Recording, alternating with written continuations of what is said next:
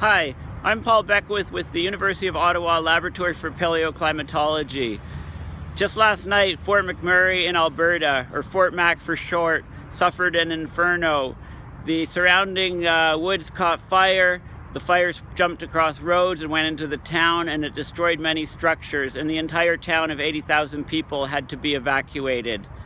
Now, there's two ways to look at this tragedy. One is, fires happen, it's just a tragic thing. But that really ignores the big picture. And the big picture is that we're undergoing abrupt climate change right now, globally, and we need to declare a climate change emergency. And the incineration of Fort McMurray is just one other incident in the climate casino of a town dropping because of climate events from abrupt climate change. So basically overnight, 80,000 people were evacuated. So Canada suddenly has 80,000 climate refugees from Alberta. We've taken in a lot of refugees from Syria, and those are climate refugees because there was a drought in that country from 2006 through 2010, the worst drought in their history, and it took away the livelihoods of 1.5 million farmers who moved to rural areas. There were no jobs, and the city basically started collapsing as a result of that. We need to connect the dots. We need to look at the big picture of things. We are in a global climate emergency. So what happened in Fort Mac is basically temperatures in the last little while have been in the low 30 degrees Celsius, which for early May is unheard of. So these high temperatures combined with lack of rainfall have put tremendous stress on the surrounding vegetation in the region. What is ironic, of course, is that Fort McMurray houses all of the workers for the Alberta oil sands, which is the single most most polluting project as far as climate change is concerned. The oil from the tar sands takes tremendous amounts of energy to extract and causes tremendous amounts of greenhouse gases. So this is all part of a larger changing climate system, and we've definitely gone into an abrupt mode. Greenhouse gases like CO2 and methane and nitrous oxide are increasing exponentially. In fact, in 2015, the CO2 level rose 3.05 parts per million, which is the largest ever. We're supposedly reducing fossil fuel emissions around the planet, but what is key, what is important is the CO2 levels in the atmosphere, and those are still rising exponentially, as are methane. So what has basically happened is that we've changed the chemistry of the atmosphere and the oceans with our emissions.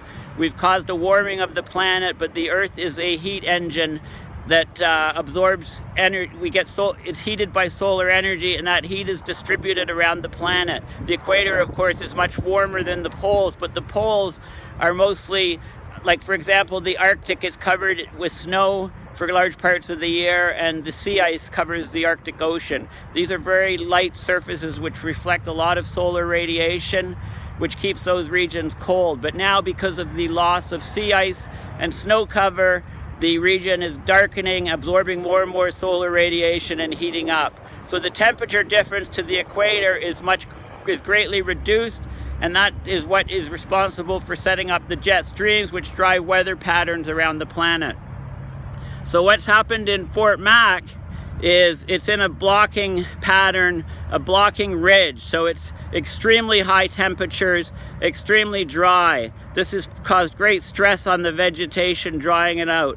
Not only that, but the trees have been stressed for many years because of the pine beetle, because of the emerald ash borer, and because of other creatures that damage the trees that used to be killed off in cold winters and no longer are because of climate change. So we need to keep the climate system in perspective, in mind, because these events like Fort McMurray succumbing to fire,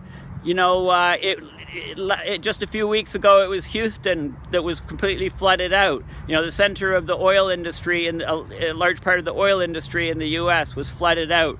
These events are happening more and more frequently with more and more severity.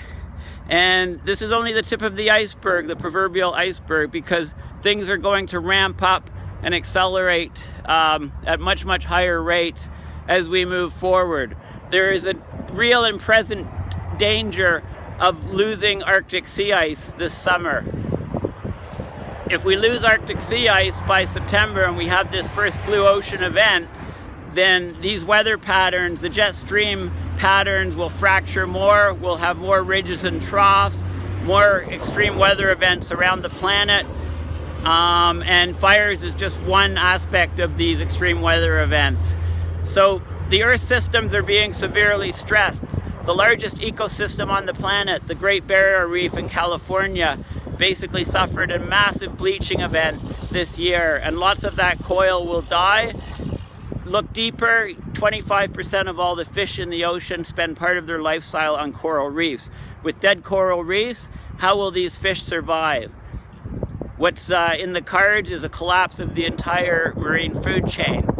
A paper just came out last week talking about oxygen levels in the ocean. And because the oceans are warming and stratifying, and there's less mixing in the vertical direction, so oxygen from the surface is not getting down into deeper waters, and this is putting great stress on the fish. So as tragic as Fort McMurray is, as tragic as the fire there is, we're seeing fire outbreaks around the world. How many Canadians know of the massive fires that have been ongoing in the Himalayas for the last month? And they don't have any water there to put out those fires. And those fires are because the temperatures are extreme, it's extremely warm.